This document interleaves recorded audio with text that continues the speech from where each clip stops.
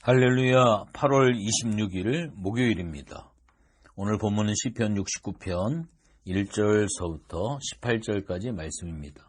우리가 인생이라고 하는 긴 여정을 여행하면서 어려움이 없고 고난이 없다면 얼마나 좋겠습니까? 그러나 우리가 살아가는 인생에는 크고 작은 고난이 우리를 기다리고 있습니다. 육체의 질병, 수많은 실패들, 그리고 나와 상관없이 다른 사람으로 인해서 겪어야 하는 고통들이 있습니다. 그러한 고난들은 근본적으로 힘들고 고통스럽지만 우리네 인생을 돌아보게 하고 성숙하게 만드는 위장된 축복이기도 합니다. 오늘 우리가 살필 시편 69편 역시 다윗은 물들이 내 영혼에까지 흘러들어왔다라고 노래합니다. 깊은 수렁에 빠져 있다고 느끼고 있습니다. 목이 마르고 눈이 쇠하다라고 이야기를 합니다. 도대체 다윗에게 어떤 어려움이 닥친 상황이 되어졌을까요? 오늘 우리는 이 시편의 배경에 주목해야 합니다. 다윗의 수많은 비탄시 가운데 하나인 시편 69편은 다윗이 통치 말년에 이르러 압살롬이나 아도니아에게 반역을 당했을 때 자신의 곤고한 처지를 하나님께 호소하며 구원을 간구한 시로 보입니다. 무게중심은 아도니아의 반역 때문에 지은 시 쪽으로 무게가 실리는 듯합니다. 만약 배경이 아도니아의 반역이라면 우리는 열왕기상 1장을 주목해야 합니다. 다윗은 수많은 정략 결혼으로 많은 후궁들이 있었습니다. 이 후궁들에서 태어난 아들들은 이미 후계자 전쟁을 예고하고 있었는지 모릅니다. 그 가운데 압살롬은 잘난 자식의 대표적인 아들이었습니다. 문제는 너무 잘난 사람은 그 잘남 때문에 교만하게 된다는 것이죠. 핫깃의 아들 아도니아가 스스로 높여 왕이 되고자 한 때는 다윗이 나이가 많이 늙었을 때였습니다. 이불을 덮어도 따뜻하지 않아 수냄 여자 아비삭으로 몸을 따뜻하게 했던 때라고 볼 수 있습니다. 그때 압살롬 다음에 태어난 자로서 용모가 심히 준수한 아도니아가 왕이 되고자 스스로 높였습니다. 항상 잘난 사람들이 문제인 것 같습니다. 스스로 높이려고 하는 마음을 가진 교만이 문제를 일으킵니다. 그런데 이 아도니아의 편에 수르야의 아들 요압과 제사장 아비아달이 함께 했다라고 하는 것이죠. 요압이 누구입니까? 다윗과 함께 수많은 전쟁을 치렀던 불굴의 용장이 요압입니다. 그러나 그는 손톱 밑에 가시처럼 다윗을 늘 불편하게 했던 사람이기도 합니다. 좋은 참모는 아니었던 것입니다. 그러다가 결국 요압은 노년에 다윗의 편에 서지 못하고 아도니아와 함께 반역을 꾀한 것입니다. 이 후계자 전쟁의 핵심은 솔로몬이 후계자로 정해진 상황에 대한 불만을 품은 아도니아의 반역이라고 하는 것입니다. 결국 이 반역 사건은 해풍으로 끝나고 마지막까지 왕에 대한 미련을 버리지 못한 아도니아는 끝내 죽임을 당하고 맙니다. 수냄 여자 아비삭을 달라고 밧세바에게 청탁을 했다가 솔로몬에게 죽임을 당하는 것입니다. 어쨌든 다윗의 입장에서 보면 노년에 당해서는 안 되는 일을 당한 것입니다. 만약 이 사건이 배경이라면 이게 얼마나 고통스러운 상황일지를 생각해 보십시오. 압살롬으로 부족해서 또 잘난 아들이 반역을 한 것입니다. 참으로 마음 아픈 이야기지요. 돈과 권력의 그늘에는 늘 이렇게 욕망에 사로잡힌 피의 수레바퀴가 흐르기 마련입니다. 그러나 이 시편의 저주 부분에 해당하는 19절에서부터 28절까지 보면 아도니아의 반역이라는 배경에 쉽게 수긍하기 어렵습니다. 더구나 이 시편은 뒷날 주님이 여러 구절을 인용하심으로 메시아 시편으로도 유명합니다. 어쩌면 다윗이라는 영감받은 저자를 통해서 하나님은 뒷날 예수 그리스도께서 당하실 고난에 대해 말씀하고 있었는지도 모릅니다. 시편 69편은 36절이라고 하는 다소 긴 시편이지만 단락은 비교적 단순합니다. 오늘 본문 1절부터 18절까지가 시인이 청한 상황에 대한 호소고요. 19절부터 29절까지는 원수에 대한 기도, 30절서부터 마지막 절까지는 항상 그런 것처럼 찬양입니다. 아직 응답되지 않았지만 먼저 찬양하는 믿음의 찬양을 우리가 볼 수가 있습니다.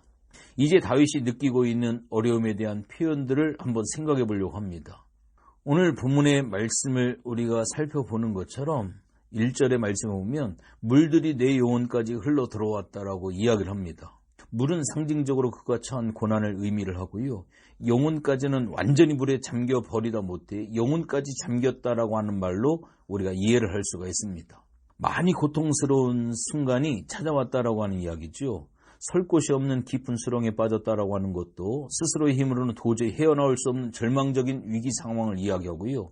만약 이 시편이 아도니아의 반역이라면 요압과 아도니아의 반역이야말로 커다란 충격이 되어 찾아왔을 겁니다. 자신과 평생을 전투한 군대 장관이 요압이었고요. 정말 이럴 때면 그 고통은 이루 말할 수가 없었을 겁니다. 여러분들 삶의 현장에서도 마찬가지지만 목회자로서 목회 현장에서도 마찬가지인 것 같습니다. 늘 가까이 했던 사람이 어려움을 줄 때가 많이 있는데요. 누구보다도 가장 목회 철학을 잘 이해를 하고 살펴야 할 사람들이 외면을 하고 고통을 줄 때 그 외로움은 상상을 초월할 수 없을 정도로 많이 힘들고 아프죠.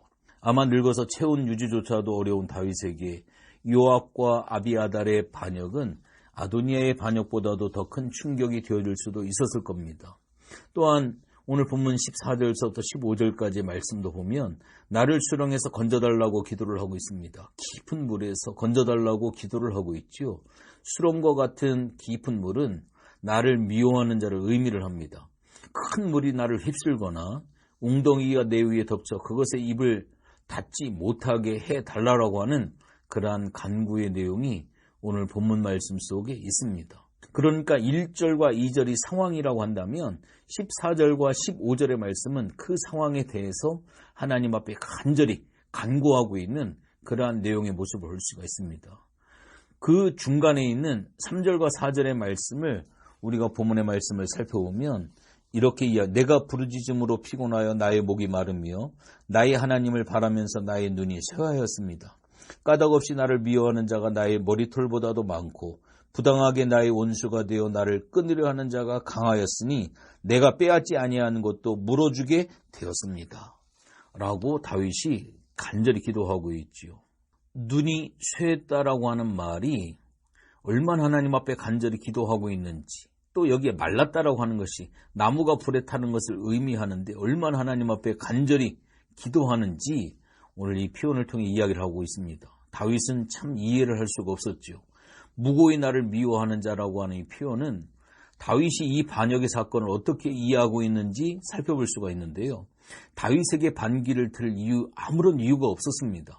물론 이것은 다윗의 생각일 수도 있습니다만 요압과 아도니아에게 물으면 다른 대답이 돌아올 수도 있겠죠. 그러나 이 말은 다윗이 그들이 반역할 만큼 크게 잘못한 삶을 살지 않았다라고 하는 겁니다. 목회 현장에서도 떠나가는 사람들을 보면 잘못한 부분들도 많이 있겠지만 제가 느끼는 감정도 아마 다윗과 같지 않을까라고 하는 감히 그런 생각도 한번 해봅니다. 열심히 말씀을 연구하고 전했는데 전혀 상상할 수 없는 이유로 불평하고 본질이 아닌 것을 이유로 제기하는 참 그런 안타까움도 있고요. 5절부터는 분위기가 좀 바뀌는데 5절과 6절의 말씀 보면 죄를 하나님 앞에 회개하죠. 하나님이여 주는 나의 우매함을 아시오니 나의 죄가 주 앞에서 숨김이 없습니다. 주 만군의 여호와여 주를 바라는 자들이 나를 인하여 수치를 당하게 하지 마옵소서. 이스라엘의 하나님이여 주를 찾는 자가 나로 말미암아 욕을 당하게 하지 마옵소서. 하나님 앞에 다윗은 분명히 하나님의 도우심을 구하면서 하나님 앞에 죄를 고백하고 용서를 하나님 앞에 구하는 그러한 모습을 볼 수가 있습니다. 다윗은 이러한 상황에서 나를 인해 주를 바라는 자들이 수치를 당하지 않게 해달라고 기도하고 있습니다. 주를 찾는 자가 나로 말미암아 욕을 당하지 말게 해달라고 기도하고 있습니다. 참으로 놀라운 기도지요. 먼저 죄를 자복하고 다른 사람을 위해서 기도하는 다윗의 모습에서 우리 그리스도인들이 가는 길을 보여주고 있습니다. 참 힘들고 어려운 일이지만 다 늙어서 이러한 반역의 현장, 그것도 평생 함께 전쟁을 누벼온 요압의 반역이 얼마나 다윗을 고통스럽게 하고 힘들게 했을까요? 아들이야 철이 없어 그런다라고 하지만 요압과 아도니아는 다르지 않습니까? 그런 사람들에게 신실한 하나님의 종들이 수치를 당하게 될까 두려운 것입니다. 지금 다윗은 옛날처럼 힘있게 전쟁할 수 있는 그런 상황이 아닙니다. 자신은 늙었고 아무것도 할 수 없습니다. 그래서 더 간절히 하나님 앞에 매달리고 있습니다. 주를 바라는 사람들이 얼마나 귀한 사람들입니까? 바란다는 말, 카바라고 하는 말은 참을성 있게 기다린다라고 하는 의미입니다. 갈망한다라고 하는 그런 사실이죠. 압살롬의 반역, 아도니아의 반역, 그리고 사울에게 당한 고통들이 주마등처럼 스쳐가면서 이러한 고난의 시간들이 주를 위한 비방이라고 느끼고 있습니다. 수치는 공개적인 모욕이나 부끄러움, 마음의 상처를 의미를 합니다. 지나온 시간들을 돌아볼 때 마음이 아프고 고통스러운 것입니다. 다만 주님을 의지하는 믿음으로 올바르게 살아온 것일 뿐 끊임없이 반역하고 대적하는 무리들이 있었다라고 하는 그러한 사실이죠. 저는 이런 생각이 들었습니다. 이 땅에 살아가는 우리가 욕심으로부터 자유롭지 못해서 얼마나 많은 고통을 자초하고 있는지, 아도니아는 끝내 욕심을 버리지 못하다가 솔로몬이 왕이 된 후에 결국 죽임을 당하고 맙니다. 요압은 다윗이 죽을 때 편히 죽게 하지 말라고 유언을 합니다. 정작 다윗은 늙어 이불을 덮어도 몸이 따뜻하지 못할 때까지 몹쓸 꼴을 보아야 했습니다. 그런데요, 그 마지막 순간까지 하나님을 의지하는 다윗에게서 믿음으로 산다라고 하는 것이 어떤 것인가를 참 배우게 되어집니다. 죽을 때까지 하나님을 변함없이 사랑했던 다윗에게서 믿음으로 산다는 것의 의미를 배울 수가 있습니다. 욕심은 늘 자신과 주변 사람을 해치는 주범입니다. 할 수만 있으면 욕심을 조금씩 내놓으려고 하는 노력이 필요합니다. 그리고 그 욕심 때문에 고통의 현장에 내던져진 다윗의 이 시편이 얼마나 마음을 움직이는지, 이제는 늙어서 아무것도 할 수 없는 다윗, 그의 기도가 더 간절하게 들리는 것은 그의 믿음이 변함없기 때문입니다. 2021년 후반기를 살아가고 있는 우리들에게 다윗은 이야기하고 있습니다. 죽을 때까지 믿음의 원리를 포기하지 말고 하나님을 뜨겁게 사랑하라고 이야기를 하고 있습니다. 저도 오늘 이 귀한 권면을 여러분들에게 부탁을 드리고 싶습니다. 기도합니다. 하나님, 고맙고 감사를 드립니다. 오늘 우리의 삶을 참 돌이켜볼 때 얼마나 많은 고통의 시간들이 있습니까? 그러나 하나님을 사랑함으로 인내하고 견디게 하게 하시고 하나님의 책임져 주심 앞에 신실하게 반응하는 우리들이 되어줄 수 있도록 도와주시옵소서. 감사를 드리며 예수님의 이름으로 기도했습니다.